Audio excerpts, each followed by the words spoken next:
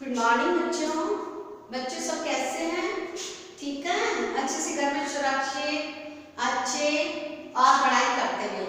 ठीक है बच्चों, मैंने आपको चैप्टर पढ़ा रखे हैं, संज्ञा पढ़ा दी और जो है आगे वर्ण और भाषा ये पढ़ा दी। आज हम आपको पढ़ाने जा रहे हैं सर्वनाम। क्या पढ़ाने जा रहे हैं? सर्वनाम। बच्चों सर्वनाम जो है क्या होता है? सर्वनाम तो मैं आपको बताती हूँ कि सर्वनाम का अर्थ होता है सबका नाम। सर्वनाम का अर्थ क्या होता है? सबका नाम। वो क्या कहलाएगा? सर्वनाम। अर्थात वे नाम जिनका प्रयोग सभी के लिए किया जाता है उसे हम क्या कहते हैं बच्चों? सर्वनाम। क्या कहते हैं? सर्वनाम। अर्थात सर्वनाम यानी सभी का नाम, जो सभी का नाम होता है, सबका नाम होता है, उससे सर्वनाम कहते हैं। अब हम सर्वनाम की क्या पढ़ेंगे? परिभाषा। बच्चों सर्वनाम जिन शब्दों का प्रयोग संख्या के स्थान पर किया जाता है उन्हें सर्वनाम कहते हैं। संख्या यानी जैसे कि आप इसका नाम लेते हो, जैसे आप कहते हो सुनीता पढ़ाई कर रही है और सुनीता की जगह कह दो यह पढ़ाई कर रही है, तो सुनीता की जगह हमने क्या कह दिया? यह। तो संज्ञा शब्द जो संज्ञा के स्थान पर प्रयोग किए जाते हैं जिन शब्दों को, उनको हम सर्वनाम कहते हैं।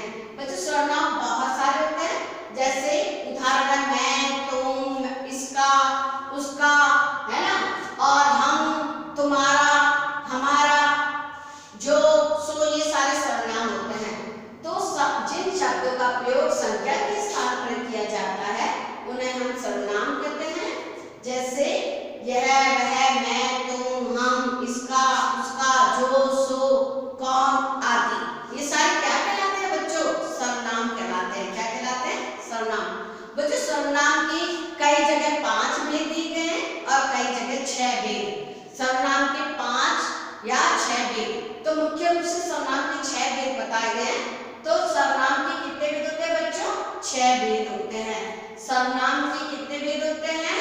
सर्वनाम के 6 भेद होते हैं। सबसे पहला बचा होता है पुरुषवाचक सर्वनाम, दूसरा होता है निश्चयवाचक सर्वनाम, तीसरा होता है अनिश्चयवाचक सर्वनाम, चौथा होता है संबंधवाचक सर्वनाम, पांचवा होता है प्रश्नवाचक सर्वनाम और छठा होता है बच्चों निजवाचक सर्वनाम। बच्चों सबसे पहला जो आता है वो आता है पुरुषवाचक सर्वनाम। बच्चों पुरुषवाचक सर्वनाम के भी 3 भेद होते हैं। पहले पुरुषवाचक सर्वनाम की परिभाषा देखिए। पुरुषवाचक सर्वनाम जिसे कहते हैं जो सर्वनाम शब्द व्यक्ति के नाम के स्थान पर प्रयोग किए जाते हैं। व्यक्ति के नाम के स्थान पर जो शब्द प्रयोग किए जाते हैं उन्हें हम पुरुषवाचक सर्वनाम कहते हैं। जैसे मैं, आप आदि। बच्चों पुरुषवाचक सर्वनाम के भी 3 भेद होते हैं। कितने भेद होते हैं बच्चों? पुरुषवाचक सर्वनाम के भी 3 भेद होते हैं। अब देखो पहला होता है उत्तम पुरुष, दूसरा होता है मध्यम पुरुष और तीसरा होता है अन्य पुरुष। आया समझ में? तो ये हो गया पुरुषवाचक सर्वनाम। अब हम देख रहे हैं निश्चयवाचक सर्वनाम। निश्चय यानी जो बात निश्चित हो, पक्की हो, वो निश्चयवाचक सर्वनाम कहते हैं। निश्चयवाचक सर्वनाम यानी जो सर्वनाम किसी निश्चित व्यक्ति या वस्तु की और संकेत करे उसे हम निश्चयवाचक सर्वनाम कहते हैं। जैसे यह, वह आदि।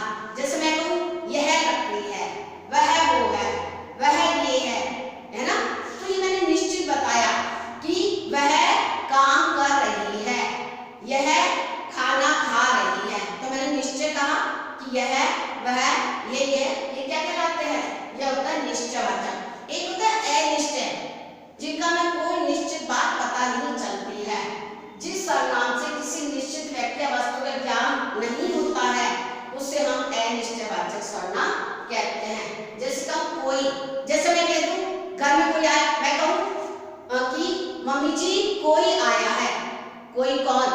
मैडम आई है, सर आए हैं, बच्चे आए हैं, कौन आया है कुछ पता नहीं, मेहमान आए हैं कुछ पता नहीं। हम कहते कोई आया है, कोई भी आ सकता है, पोस्टमैन आया है, कौन आया, तो हमें निश्चय नहीं है, तो उसको कहते हैं अनिश्चयवाचक। और जो निश्चित बात होती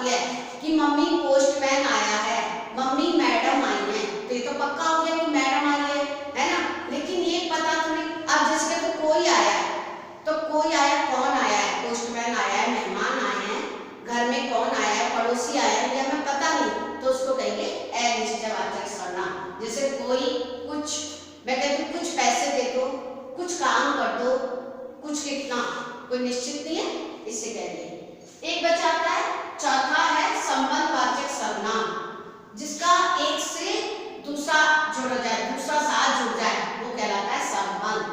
जो सर्वनाम शब्द वाक्य में आए, संख्या तथा सर्वनाम शब्दों से संबंध प्रकट कर लेते हैं, संख्या और सर्वनाम शब्दों से संबंध प्रकट हो जाए, उसे हम संबंधवाचक सर्वनाम कहते हैं। जैसे जो करेगा सो पाएगा, जैसा करोगे वैसा फल पाओगे, है ना। अपन कहते हैं ना, जैसी करनी वैसी भरनी, तो ये कहलाता है संबंध कि एक को दूसरे से जोड़ा गया संख्या सर्वनाम, संख्या तथा सर्वनाम शब्दों का संबंध प्रकट हो जाए, उसे हम क्या कहेंगे बच्चों, संबंधवाचक सर्वनाम कहेंगे। एक आता है प्रश्नवाचक।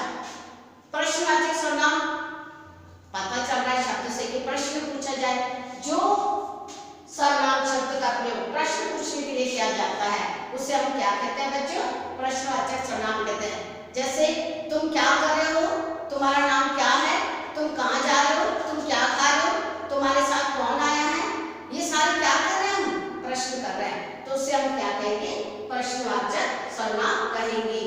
एक आता है निज। निज का होता है स्वयं का, निज यानी स्वयं का, खुद का। जिन सर्वनाम शब्द का प्रयोग बोलने वाला अपने लिए करता है, जैसे मैं खाना खा रही हूँ, मैं पढ़ा रही हूँ, मैं बोल रही हूँ, मैं लिख रही हूँ, मैं घूमने जा रही हूँ, मैं मेरे लिए कर रही हूँ, स्वयं के लिए, तो उससे हम क्या कहेंगे बच्चों, निजवाचक सर्वनाम। यानी जिन सर्वनाम शब्द का प्रयोग बोलने वाला अपने लिए करता है, उससे हम क्या कहेंगे बच्चों, निजवाचक सर्वनाम कहते हैं। जैसे स्वयं, अपने आप आदि, मैं अपने आप खाना खाऊंगी, अपने लिए बोल रही हूँ, किसी और के लिए, तो निज उसे कहेंगे। जो स्वयं के लिए प्रयोग किए जाते हैं शब्द, उन्हें हम निजवाचक सर्वनाम कहते हैं। बच्चा मैंने वापस बता दिया आपको, सर्वनाम जो है संख्या के स्थान पर जिन शब्द का प्रयोग करते हैं सर्वनाम कहते हैं। जैसे यह, वह, मैं, तुम, इसका, उसका आदि। सर्वनाम के 6 भेद होते हैं। पहला, सबसे पहला मैंने बता दिया पुरुषवाचक, दूसरा निश्चयवाचक, तीसरा अनिश्चयवाचक, चौथा संबंधवाचक, पांचवा प्रश्नवाचक और छठा निजवाचक। मैंने आपको इन सबके बारे में बता दिया है। एक बार आप स्वयं इसको अच्छे से सुनना, पढ़ना और इसको मेरी कॉपी में लिखना है बेटा। जो मैं व्याकरण में ब्लैक बोर्ड में लिखती हूँ ना परिभाषाएं, वो आपको कॉपी में लिखनी है। इसके अलावा मैं आपको इसके क्वेश्चन आंसर भी सेंड कर दूंगी। आप सुंदर सुंदर राइटिंग में से व्याकरण की कॉपी में लिखना। कौन सी कॉपी में लिखूंगी बच्चों? व्याकरण की कॉपी में। ठीक है, अच्छे से घर पे पढ़ो और अच्छे से रहो, खुश रहो, प्रसन्न रहो, ठीक है, हंसते रहो और अपने बड़ों